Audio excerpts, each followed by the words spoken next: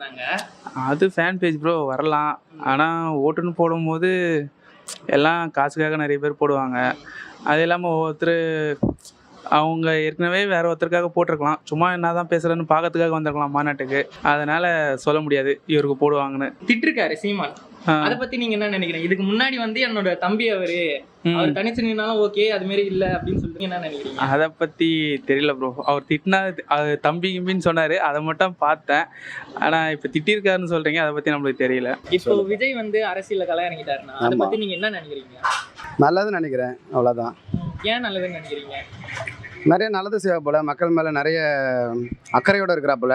அதே மாதிரி வந்துட்டு யாருக்காவது ஏதாவது கஷ்டம் துன்பம்னாக்கா அந்த இடத்துல களத்தில் நிற்கிறாப்புல. அது எல்லாமே நல்ல ஒரு அறிகுறி தானே.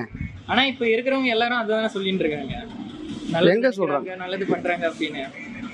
யாரும் சொல்கிறாங்க, ஆனால் அந்த களத்தில் நிற்கிறாங்களான்னா இல்லையே.